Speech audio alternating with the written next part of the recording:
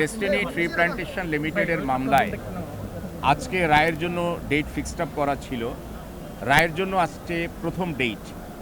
তো বিজ্ঞ আদালত আজকে জানিয়েছেন, যেহেতু এটি একটি বড় আকারের মামলা, রায় এখনও প্রস্তুত হয় নাই, সুতরাং সে কারণে আজকে তিনি রায় ঘোষণা না দিয়ে পরবর্তী 15ই জানুয়ারি 2025 তারিখ তিনি রায় প্রদানের জন্য ধার্য করেছেন। ডিসেম্বরে ভ্যাকেশনের বন্ধ থাকবে, যেহেতু থাকবে বন্ধ থাকবে, সে কারণেই ডিসেম্বরে না দিয়ে এবার অনেক বছর পরে এই প্রথম ডিসেম্বরে বন্ধ থাকছে। রায় প্রদানের বিষয়টি হচ্ছে এটি সম্পূর্ণ বিচারিক আদালতের ঐচ্ছিক ক্ষমতা, অর্থাৎ আদালত যখন রায় প্রস্তুত করবেন তখনই ঘোষণা করবেন। সেই ক্ষেত্রে আমাদের এই বিষয়ে কথা বলার বা অন্য কিছু করার আইনগত কোনো সুযোগ নাই। আর দ্বিতীয়ত হচ্ছে, এই মামলাটি আপনারা জানেন যে বিগত সরকারের আমলে এই মামলাটি রাজনৈতিক প্রতিহিংসার বশবর্তী হয়ে ডেস্টিনির বিরুদ্ধে এই মামলাটি করা হয়েছিল। ডেস্টিনির বিরুদ্ধে কথিত মতে যে প্রতারণা বা মানি লন্ডারিংয়ের যে অভিযোগ, এটি হচ্ছে কাল্পনিক, এটি হচ্ছে সৃজিত, এটি হচ্ছে মন গড়া, এটি হচ্ছে উদ্দেশ্য প্রণোদিত।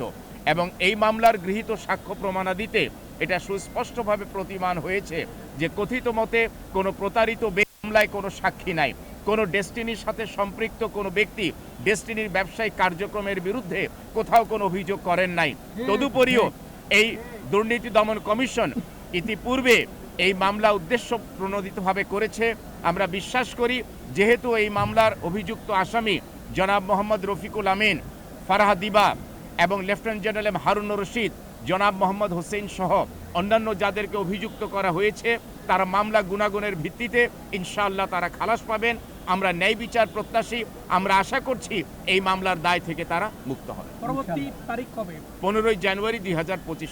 আজকে বিজ্ঞ বিচারিক আদালত তিনি বলেছেন যে যেহেতু এই মামলাটির বড় আকারের, আজকে রায় প্রস্তুত হয় নাই, সুতরাং আজকে ঘোষণা না আসছে 15ই জানুয়ারি 2025 তারিখ রায় ঘোষণার জন্য তিনি দিন ধার্য করেছেন।